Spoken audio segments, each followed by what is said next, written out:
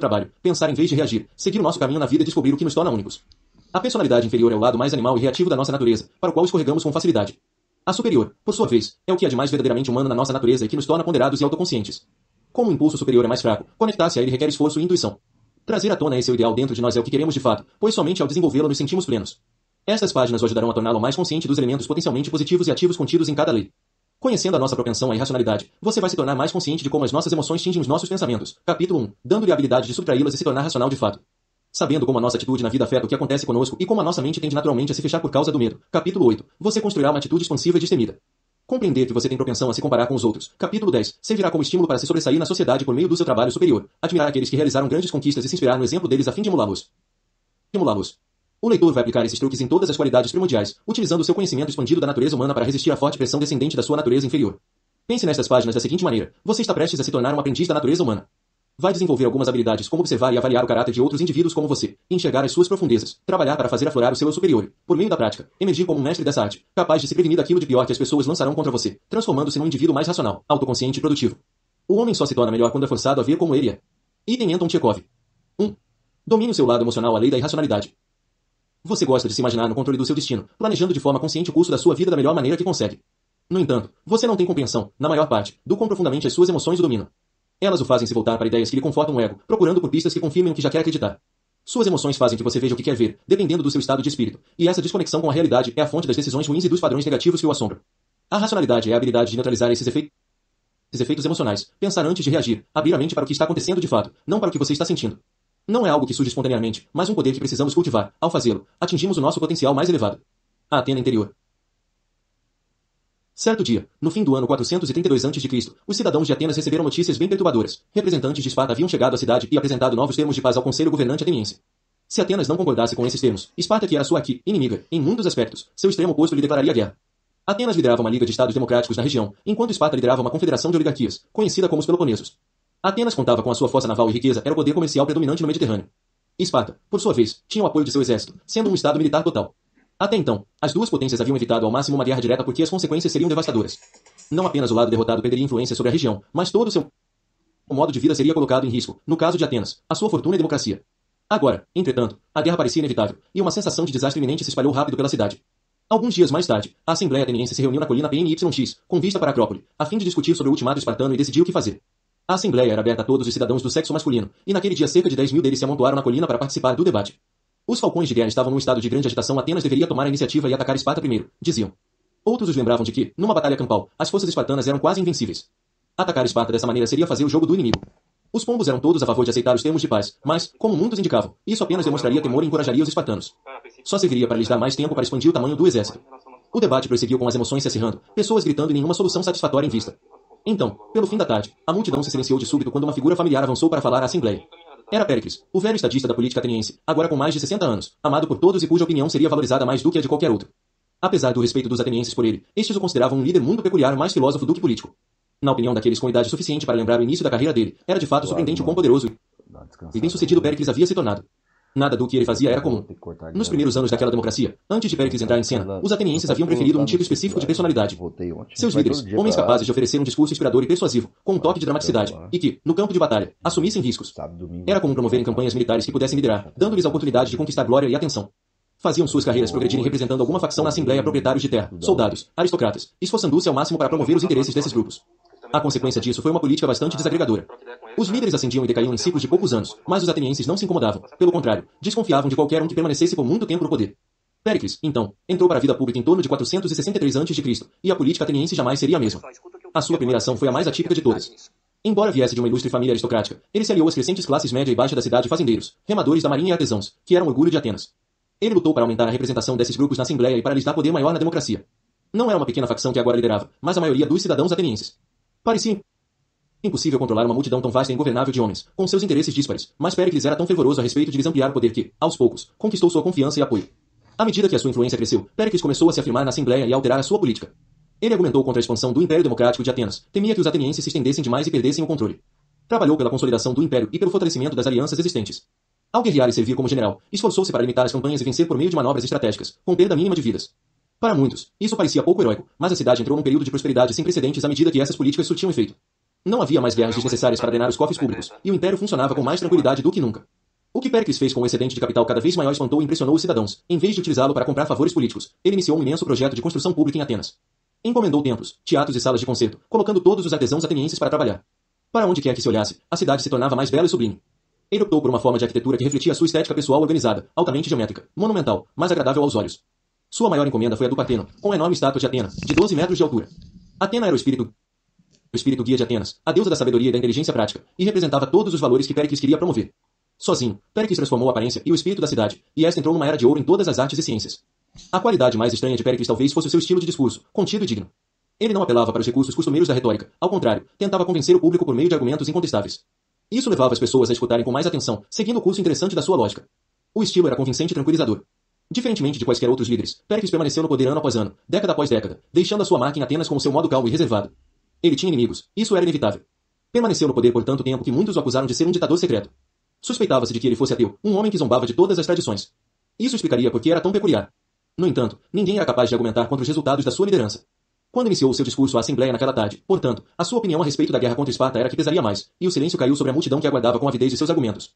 Atenienses, começou, o meu julgamento é o mesmo de sempre, sou contra fazer quaisquer concessões aos peloponesos, mesmo tendo ciência de que o estado entusiasmado de ânimos em que os indivíduos são persuadidos a embarcar numa guerra não se mantém na hora de entrar em ação, e de que a opinião das pessoas se altera com o decorrer dos acontecimentos.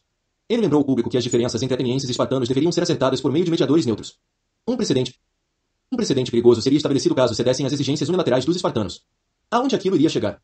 Sim, uma batalha campal direta contra Esparta seria suicídio. O que ele propunha, em vez disso, era uma forma completamente nova de combate, limitada e defensiva. Péricles traria para dentro das muralhas de Atenas todos os que viviam na área. Deixem que os espartanos venham e tentem nos atrair para a batalha, disse ele. Deixem que destruam as nossas terras. Não morderemos a isca, não lutaremos contra eles em terra. Com o nosso acesso ao mar, manteremos a cidade bem suprida. Vamos usar a nossa força naval para atacar as cidades costeiras deles. À medida que o tempo passar, eles se frustrarão com a falta de batalhas. Tendo que fornecer comida e suprimentos para um exército permanente, eles acabarão sem dinheiro. Os seus aliados brigarão entre si.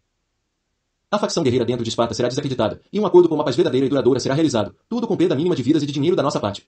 Eu poderia lhes oferecer muitos outros motivos, concluiu ele, porque vocês deveriam se sentir confiantes quanto à nossa vitória derradeira, desde que se decidam a não aumentar o império enquanto a guerra estiver em curso, e a não se envolver desnecessariamente em novos perigos. O que temo não é a estratégia do inimigo, mas os nossos próprios erros. A novidade do que ele estava propondo incitou um grande debate. Nem os falcões nem os pombos estavam satisfeitos com o plano, mas, no fim, venceu a reputação de Péricles como um homem sábio, e a sua estratégia foi aprovada. Muitos meses mais tarde, a guerra fatídica começou. A princípio, nem tudo transcorreu como Péricles imaginara. Os espartanos e seus aliados não se frustraram à medida que a guerra prosseguia, apenas se tornaram mais ousados. Foram os atenienses que se sentiram desencorajados ao ver as suas terras destruídas sem retaliação. Péricles, contudo, acreditava que o seu plano não falharia desde que os atenienses tivessem paciência. No segundo ano da guerra, então, um desastre inesperado mudou tudo. Uma praga poderosa invadiu a cidade, com tantas pessoas concentradas dentro das muralhas. Ela se espalhou rápido, matando mais de um terço dos cidadãos e dizimando as fileiras do exército. O próprio Péricles pegou a doença e testemunhou, do seu leito de morte, o seu pior pesadelo. Tudo o que havia feito por Atenas por tantas décadas pareceu se desfazer num instante, com as pessoas sucumbindo ao delírio coletivamente até que estivesse cada um por si. Se houvesse sobrevivido, é quase certo que teria encontrado uma maneira de acalmar os atenienses e negociar um acordo aceitável de paz com Esparta, ou ajustar a estratégia defensiva de Atenas, mas agora era tarde demais. Por mais estranho que fosse, os atenienses não lamentaram a morte do seu líder. Eles o culparam pela praga e se queixaram da ineficiência da estratégia que planejara. Não estavam mais dispostos a serem pacientes ou moderados. Péricles havia vivido por tempo demais, e as suas ideias passaram a ser vistas como as reações cansadas de um velho. O amor que nutriam por ele se transformou em ódio. Sem a sua presença, as facções retornaram com sede de vingança. O grupo pró-guerra se tornou popular, alimentando-se da amargura crescente do povo em relação aos espartanos, que haviam utilizado a praga para adiantar as suas posições. Os falcões prometeram que retomariam a iniciativa e que esmagariam os espartanos com uma estratégia ofensiva. Muitos atenienses receberam essas palavras com grande alívio, uma descarga de emoções reprimidas. À medida que a cidade aos poucos se recuperava da praga, os atenienses conseguiram a vantagem, e os espartanos fizeram um pedido de paz. Querendo derrotar por completo o inimigo, a população de Atenas pressionou, apenas para ver os espartanos se recuperarem e virar o jogo. Assim eles prosseguiram, de um lado para outro, ano após ano. A violência e a amargura cresceu em ambos os lados. Em certo ponto, Atenas atacou a ilha de Milos, aliada de Esparta, e quando esta se rendeu, os atenienses votaram a favor de matar todos os homens e vender as mulheres e crianças como escravas. Nada remotamente semelhante a isso aconteceu durante a administração de Péricles. Após tantos anos de uma guerra sem fim, em 415 a.C., vários líderes atenienses tiveram uma ideia interessante sobre como dar o golpe fatal. A cidade-estado de Siracusa era a potência em ascensão na ilha da Sicília. Siracusa era um aliado crucial dos espartanos, lhes fornecendo recursos bastante necessários. Se os atenienses, com a sua vasta força naval, conseguissem lançar uma expedição e tomar o controle de Siracusa, eles obteriam duas vantagens: aumentar o seu império e privar Esparta dos recursos de que precisava para continuar a guerra. A Assembleia votou a favor de enviar 60 navios com um exército de tamanho proporcional a bordo para atingir esse objetivo. Um dos comandantes escolhidos para essa expedição, Nices, tinha grandes dúvidas sobre a sensatez desse plano. Temendo que os atenienses estivessem subestimando a força de Siracusa, ele listou todos os resultados negativos possíveis. Apenas uma expedição muito maior conseguiria garantir a vitória. A intenção de Nícias era pulverizar o plano, mas o argumento teve o efeito contrário. Se uma expedição maior era necessária, então era isso que mandariam 100 navios e o dobro do número de soldados. Os atenienses podiam sentir o gostinho da vitória nessa estratégia, e nada os deteria. Nos dias que se seguiram, atenienses de todas as idades eram vistos nas ruas traçando mapas da Sicília, sonhando com as riquezas que se derramariam sobre Atenas e com a humilhação final dos espartanos. O dia do lançamento dos navios se transformou num grande feriado e no espetáculo mais imponente que já haviam visto, uma enorme armada enchendo o porto até onde a vista alcançava, navios lindamente decorados, soldados de armaduras reluzentes lotando os conveses. Era uma demonstração deslumbrante da riqueza e do poder de Atenas. Com o passar dos meses, os atenienses buscaram com desespero notícias da expedição. Em certo ponto, graças puramente ao tamanho da armada, parecia que Atenas havia obtido a vantagem em sitiado Siracusa. No último instante, contudo, reforços chegaram de Esparta, e agora eram os atenienses que estavam na defensiva. Nícias mandou uma carta à Assembleia descrevendo a reviravolta negativa dos acontecimentos. Ele recomendou a desistência e o retorno a Atenas, ou o envio de reforços imediatos. Sem querer acreditar na possibilidade de uma derrota, os atenienses votaram a favor de mandar reforços uma segunda armada de navios quase tão grande quanto a primeira. Nos meses seguintes, a ansiedade dos atenienses atingiu novos patamares, pois agora as apostas haviam dobrado, e Atenas não podia se dar ao luxo de perder. Certo dia, um barbeiro de Pireu, uma cidade portuária de Atenas, ouviu de um freguês que a expedição ateniense, com todos os navios e quase todos os homens, havia sido devastada em batalha. O boato chegou rápido até Atenas. Era difícil de acreditar, mas aos poucos o pânico havia se instalado. Uma semana mais tarde, a história foi confirmada e Atenas parecia condenada, sem mais dinheiro, navios ou homens. Por milagre, os atenienses conseguiram resistir. No entanto, pelos próximos anos, atingidos de forma brutal pelas perdas na Sicília, cambalearam de um golpe atordoante a outro, até que, por fim, em 405 a.C., Atenas sofreu a sua derrocada final e foi forçada a concordar com os termos cruéis de paz impostos por Esparta.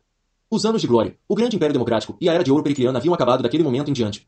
O homem que lhes tinha freado as emoções mais perigosas, agressão, ganância, arrogância, egoísmo saíra de cena havia muito tempo, e a sua sabedoria foi então esquecida. Interpretação. Ao observar o cenário político no início da sua carreira, Péricles notou o seguinte fenômeno: cada político ateniense acreditava ser racional e ter metas realistas e planos de como atingi-las. Todos trabalhavam de forma árdua por suas facções políticas e tentavam lhes aumentar o poder. Lideravam os exércitos atenienses em batalha e muitas vezes obtinham sucesso. Lutavam para expandir o império e arrecadar mais dinheiro. E quando as manobras políticas de repente saíam pela culatra, ou quando as guerras acabavam mal, eles tinham justificativas excelentes para o que havia acontecido, sempre podiam culpar a oposição ou, se necessário, os deuses. No entanto, se todos esses homens eram tão racionais assim, por que as suas políticas provocavam tanto caos e autodestruição? Qual era o motivo de Atenas viver em tanta desordem, e por que a própria democracia era tão frágil? Por que havia tanta corrupção e turbulência? A resposta era simples: os seus compatriotas atenienses não eram nada racionais, mas meramente egoístas e astutos. As decisões que tomavam eram guiadas por emoções ignóbeis, fome de poder, atenção e dinheiro. E por esses propósitos, eles sabiam ser bem espertos e táticos. No entanto, nenhuma das suas manobras levava a nada que durasse ou que servisse aos interesses gerais da democracia. O que consumia Péricles, como pensador e figura pública, era como sair dessa armadilha, como ser racional de fato em uma arena dominada pelas emoções. A solução que encontrou foi única na história e devastadoramente poderosa em seus resultados. Deveria servir como um ideal para nós. Na concepção de Péricles, a mente humana precisa adorar alguma coisa, precisa ter a sua atenção direcionada para algo que valorize acima de todo o resto. Para a maioria das pessoas, é o próprio ego, para algumas, é a família, o clã, o deus para quem reza, ou a nação. Para Péricles seria nous a palavra em grego antigo que significa mente ou inteligência. Nous é uma força que permeia o universo, criando significado e ordem. A mente humana é atraída por natureza pela ordem, essa é a fonte da nossa inteligência. O conceito de nous que Péricles venerava era encarnado pela figura da deusa Atena. Atena nasceu literalmente da cabeça de Zeus, e seu nome reflete isso, uma combinação de deus Theos e mente nous. No entanto, Atena passou a representar uma espécie bastante particular de nous eminentemente prática, feminina e terrena. Ela é a voz que chega aos heróis nos momentos de necessidade, incutindo-lhes um espírito de calma, orientando-lhes a mente em direção à ideia perfeita de vitória e sucesso, e dando-lhes a energia para alcançar esses objetivos. Ser visitado por Atena era a maior bênção de todas, e o espírito dela guiava os grandes generais e os melhores artistas, inventores e comerciantes. Sob a influência de Atena, um homem ou mulher era capaz de ver o mundo com perfeita claridade. Encontrar a ação que seria a mais correta naquele momento. O espírito dessa deusa foi invocado para unificar a cidade de Atenas, torná-la próspera e produtiva. Em essência, Atena representava a racionalidade, o maior dom concedido pelos deuses aos mortais, pois só a racionalidade era capaz de fazer um humano agir com a sabedoria divina. A fim de cultivar a sua Atena interior, Péricles precisou primeiro descobrir uma maneira de dominar as suas próprias emoções, pois elas fazem que nos voltemos para dentro, para longe do nus, longe da realidade. Ficamos remoendo a nossa raiva ou inseguranças. Ao olharmos para o mundo e tentarmos resolver os problemas, vemos tudo através da lente dessas emoções, elas obscurecem a nossa visão. Péricles se treinou para nunca reagir de imediato, jamais tomar uma decisão sob a influência de uma emoção forte. Em vez disso, analisava os seus sentimentos. Em geral, quando observava mais de perto as suas inseguranças ou raiva, percebia que estas não eram de todo justificadas, perdendo a significância sob escrutínio. Às vezes ele tinha que se afastar fisicamente do alvoroço da assembleia e se recolher em casa, onde permanecia sozinho por muitos dias, se acalmando. Lentamente, a voz de Atena chegaria a ele. Ele decidiu basear todas as suas decisões políticas em um fator que servisse de fato ao bem maior de Atenas. O seu objetivo era unificar os cidadãos por meio do amor genuíno pela democracia e da crença na superioridade do modo ateniense. Esse critério ajudava a evitar as armadilhas do ego, e o impelia a trabalhar para aumentar a participação e o poder das classes média e baixa, mesmo que essa estratégia pudesse com facilidade se voltar contra ele. Era um critério que o inspirava a limitar as guerras, mesmo que isso significasse menos glória pessoal para ele. E, por fim, um critério que o levou à maior decisão de todas, o projeto de obras públicas que transformou Atenas. Para ajudá-lo nesse processo deliberativo, ele abriu a mente para o maior número de ideias e opções possíveis, até mesmo para as dos seus oponentes. Péricles imaginava todas as consequências possíveis de uma estratégia antes de se comprometer a ela. Com espírito calmo e mente aberta, encontrou políticas que deram origem a uma das verdadeiras eras de ouro da história. Um homem foi capaz de infectar uma cidade inteira com seu espírito racional. O que aconteceu a Atenas depois que ele saiu de cena fala por si. A expedição a Sicília representou tudo aquilo a que ele sempre se opusera a uma decisão motivada secretamente pelo desejo de conquistar mais terras, uma ambição cega às consequências em potencial. Entenda, como todo mundo, você se considera racional, mas não é. A racionalidade não é um poder com o qual se nasce, mas, sim, que se adquire por meio de treinamento e prática. A voz de Atena simplesmente representa um poder mais elevado que já existe dentro de você agora, um potencial que talvez você tenha sentido em momentos de calma e concentração, aquela ideia perfeita que lhe vem depois de muito raciocínio. Você não está conectado a esse poder mais elevado no presente porque a sua mente está sobrecarregada com emoções. Assim como Péricles na Assembleia, você está infectado por todo o drama que os outros criaram, está reagindo o tempo todo ao que as pessoas lhe dão, passando por ondas de excitação, insegurança e ansiedade que tornam a concentração mais difícil. A sua atenção é atraída para um lado e para outro, sem um critério racional guiando as suas decisões. Você nunca atinge de fato as metas que firmou. A qualquer momento, é possível mudar isso com uma simples decisão, cultivar a sua Atena interior. A racionalidade será, então, o que você valorizará mais e o que lhe servirá como guia. A sua primeira tarefa é observar essas emoções que infectam de forma contínua as suas ideias e decisões. Aprenda a se questionar: por que sinto essa raiva ou ressentimento? De onde vem essa necessidade incessante de atenção? Sob esse escrutínio, como você não será mais dominado por suas emoções, começará a pensar por si mesmo em vez de reagir ao que os outros lhe derem. As emoções tendem a estreitar a mente, fazendo que nos concentremos em uma ou duas ideias que satisfazem o nosso desejo imediato de poder ou atenção, ideias que, em geral, dão errado. Agora, com o espírito calmo, você será capaz de considerar uma ampla gama de opções e soluções. Vai ponderar por mais tempo antes de agir e reavaliar as suas estratégias. A voz se tornará cada vez mais clara. Quando as pessoas o assediarem com dramas intermináveis e emoções mesquinhas, você se ressentirá dessa distração e aplicará a racionalidade para ignorá-las. Como um atleta que se fortalece o tempo todo por meio de treinamento, a sua mente se tornará mais flexível e adaptável. Com clareza e tranquilidade, será possível ver as respostas e soluções criativas que ninguém mais consegue enxergar. É como se o seu segundo eu estivesse ao seu lado. Um é sensato e racional, mas o outro eu é impelido a fazer algo completamente insensato, às vezes, muito engraçado. E, de repente, você percebe que tem vontade de fazer aquilo que é divertido. É divertido, sabe-se lá por quê. Isto é, você quer, desse modo, agir contra a própria vontade, embora você lute contra isso com todas as forças. É o que você quer. Item Fyodor Dostoiévski, o adolescente. Chaves para a natureza humana. Sempre que algo dá errado em nossa vida, é natural que busquemos uma explicação. Não encontrar uma razão por que os nossos planos fracassaram, ou porque encontramos uma resistência súbita às nossas ideias, seria profundamente perturbador e intensificaria a nossa dor. No entanto, ao procurar por uma causa, a nossa mente tende a girar em torno dos mesmos tipos de explicação. Alguém ou algum grupo me sabotou, talvez por antipatia, grandes forças antagônicas externas, como o governo ou convenções sociais, me atrapalharam, recebi conselhos ruins, ou alguém ocultou informações de mim. Por fim, na pior das hipóteses, tudo não passou de má sorte e circunstâncias infelizes. Em geral, essas explicações enfatizam a nossa impotência